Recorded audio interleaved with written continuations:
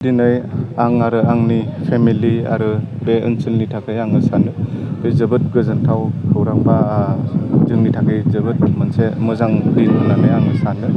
मानो होनोबा आंनि जे सिमां जोंनि न'खरनि जे सिमां जे बे रायमना नेसनेल पार्कनि साखाथियाव मोनसे बेबादि रिट्रिट सेन्टार बा रिजर्ट खुलिनायनि आंहा मोनसे मिजिं दङमोन। बिनि गुबै थांखिया बेनोमोन जे जोंनि बे ओनसोलाव गोबां जोंनि बे लाइमोनफोर दङ जायफ्रानोखि दिल्ली, मुम्बाइ, हारियाना बेबायदि गोजान गोजान जायगायाव थांनानै खामानि मावहैयो। सोरबा गुजरातआव, सोरबा बेबादिनो हारियाना। दा आङो नाजादोंमोन जे आंबो माने बेबादि जोंनि लाइमोनफोरखौ बोरै एंगेज खालामनानै जोंनि लकेलावनो जोंनि जायगायावनो बिथांमोननो मोनसे थांनानै थानायनि राहा लामाखौ होनो हायो। दिनै आङो बे रिट्रिट सेन्टारखौ खुलिनाय लगे लगे बेवहाय गोबां आदिबासिनिफ्राय दङ सासे नेपालि कमिउनिटि जोंनि जिहेथु बेवहाय गुबुन गुबुन कमिउनिटि दङ। नेपालि कमिउनिटिनिफ्रायबो दङ आरो बर'फोर गोबां दङ बेवहाय खामानि मावगोन। बेबादि मिक्स कमिउनिटि बा जोंनि बे रायमना ओनसोलनि आरो गुबुन ओनसोलनिबो खमसे खम बेयाव 15-20 जन लाइमोनफ्रा बेयाव एंगेज जागोन। स' आङो सानो जे बिथांमोनखौ बेवहाय मोजाङैनो जुदि खामानि मावनो सुबिदा होयोबा बिथांमोनाबो गावसिनि मावनायनि गेजेरजों गावनि न'खरखौ फोथांनो हागोन। आरो बे रिट्रिट सेन्टार बा बे रिजर्टआवहाय गोबां माखासे फेसिलिटिसफोरखौ दोननाय जादों। एक नाम्बार जे बेवहाय जिपसि साफारि खालामनो हागोन जाय बिथांमोना बेयाव फैगोन।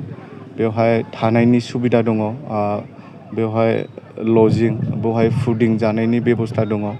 बेवहाय 9 कटेज दङ आरो बेयो latrine bathroom attach, AC room दङ, नन एसि रुम दङ, रेस्टुरेन्ट दङ आरो मिटिं हल दङ, मिटिंबो खालामनो हागोन। बेजों लोगोसे अपेन स्टेज दङ। हाबा हुखा बा बेबादि बार्थडे पार्टि, वेडिं सेरेमनि बा गथ'फोरनि बार्थडे बिदि गोबां माखासे प्रग्रामफोरखौ बेवहाय खालामनो थाखाय स्पेस दङ। आरो बिनि आन्दोआवनो गोबां बेबादि जायहा आंखौ थुलुंगा होदों, जायहा आंखौ सापर्ट खालामदों। दिनैनि दिनाव आङो बिथांमोनखौ गोसो गोरबोनिफ्राय रोजा रोजा साबायखर बावो। आरो फंसे खोथाखौ आङो रायखांनो नागिरदों जे जोंनि मानगोनां बारग' MLA गसाइगावनि मानगोनां लेट माजेन्द्र नार्जारि सारनि फंबाय जे राजेन्द्र नार्जारि बिथाङा आंनो बे हाखौहाय दान होलांदोंमोन। आङो बिथां राजेन्द्र नार्जारि बिथाङा दासिमबो दङ। बिथांनि न'खर आरो लेट माजेन्द्र नार्जारिनि न'खर आङो बिथांमोनखौ गोसो गोरबोनिफ्राय आङो साबायखर बावो। मास मोनसेसो सिगां ससियेल मिडियायाव मोनसे निउस ओंखारदोंमोन।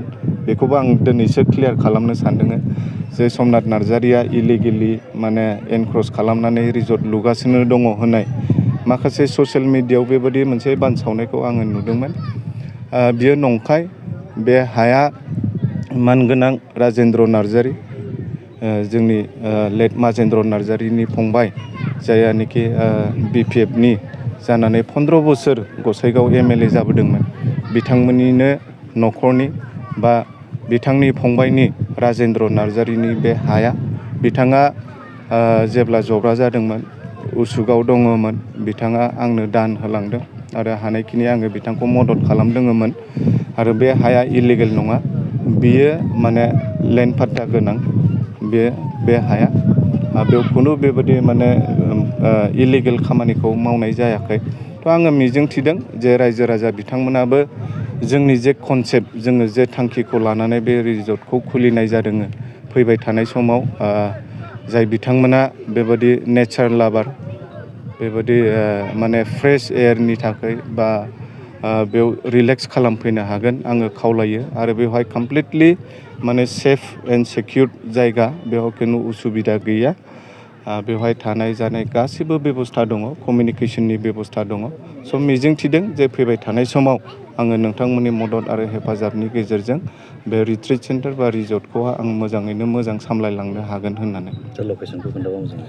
लकेसना बेनो जोंना रायमना नेसनेल पार्कनि जे मेन गेट दङ, बिनि एसे फैनानै SSB केम्प जोंना दङ। SSB केम्पनिफ्राय राइट साइडजों सानजा फारजों एसे 0.5 किल'मिटारसो फैयोबा नोंथांमोना नुगोन बेवहाय 9 कटेज आरो बेबादिनो रेस्टुरेन्ट दङ, बेबादि अपेन स्पेस दङ। थ' बेखौ लामानिफ्रायनो नुहुरखागोन आरो। Thank you. अनलाइन सुबिदा जागोन नामा?